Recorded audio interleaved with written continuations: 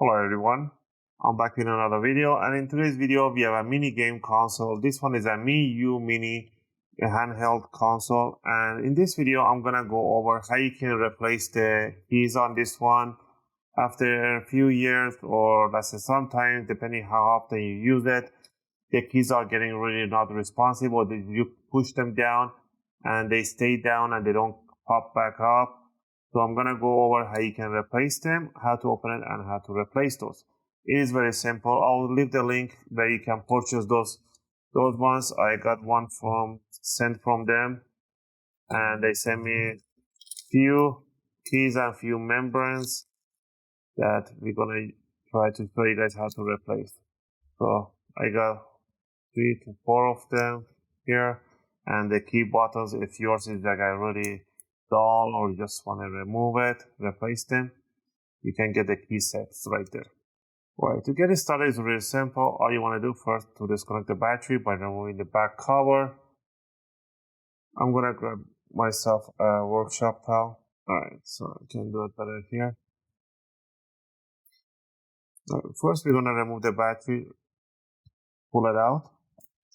Then we're gonna grab ourselves the Phillips number 0. I'll be using my UFIXTEK screwdriver set. So Phillips number 0. And we're gonna remove all the screws that we see on the back cover and keep them in a one pile. Also, if you guys like my videos, if you find my videos helpful and helping you guys out, you can support the channel by clicking the like and subscribe. I'll greatly appreciate it. It helps and motivates me to make more videos, take requests, and answer your questions in the comment area. Alright, once we remove all the screws, simply you want to lift out the back cover, bring it up. That's it. Put it to one side. Now down here we can see the motherboard and everything is right on it. So we're going to grab a tweezers and we are going to remove this gaffer's Kapton tape over this connector right here. Just remove it, put it to one side. We're going to lift the black cover upward 90 degrees, and we're going to slide back this thing, this flex cable. Now what you want to do is to lift up this PCB board, bring it up, and put it to one side.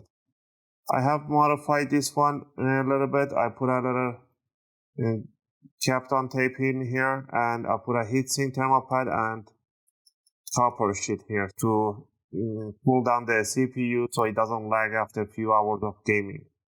You can do that too if you want. Alright, once we flipped over, what you want to do, you want to grab yourself alcohol, isopropylic or isopropylic alcohol. It's really good. You want to spray on the board, and then you just want to rub it like this over the pads, so if there's any oxidization on the pads in here on the PCB, it's going to clean it up really nicely. Alright, we're going to put this to one side, and right there you can see these membranes right in here. If yours is damaged, is not popping nicely in and out, you can just remove and put the new one right on top of it, just like that. That's how simple it is. If you want to change the keys, just grab the new keys, just put it on top, and every key it is removable, even the start, the left and right, and the speaker is right down here. So that's how you can remove or replace the membranes. Even for this one, there's no screw, and those are the buttons that you have. You can just bring it and put it right on top. Just dump it in there and put the membranes right on. Again, this is really easy to do.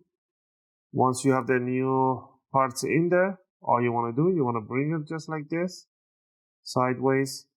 I have a little thermal paste in there. My thermal paste is dried out. So you can clean it with an alcohol or put new one if you have modified yours. If not, don't worry about it. There's a thermal pad in there to do the job. You don't need to do this modification. I did it for the heck of it. So bring it on top, And make sure the key is when it moves around. You want to put the volume key down first. So this volume rocker has to go down there first on the side. And then you want to move this keyboard here all the way, the power on switch all the way here, and bring it down and keep it in place. Now you want to use make sure the lock on this flex cable is open. You want to bring it gently inside the connector, slide it right in there. Oops. Hold it in there, and then I'm gonna slide it in there all the way in gently, and then lock it down. And there we have it. Next, what you want to do, you just want to grab the back cover, bring it right over, hold it, and put the screws. I like to cross screw them always. Don't do going around clockwise or counterclockwise. Just do a crossover. There we go. And then you can just put the rest of the screws back on. Again, I hope you guys like this video and helped you guys out to replace your keys for your mini game console, Miyoo Mini Console. If you have any question or request, feel free to leave them in a video comment. I'll try to answer them as soon as I can. I'm just gonna finish up putting up the screws, and we're gonna power on the console.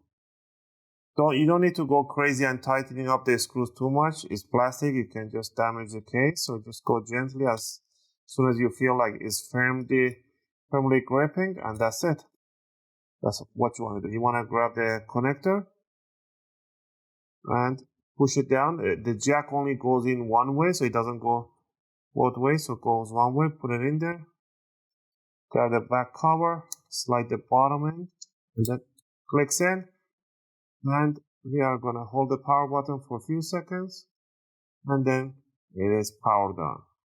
Now you can test the keys and to make sure that every key is working. It is saying loading, so we're going to wait. And there we have it. All the keys are working. So let's go inside the games, the bottom top arrow, the options, everything is perfectly aligned. And that covers up today's video. I hope you enjoyed this video.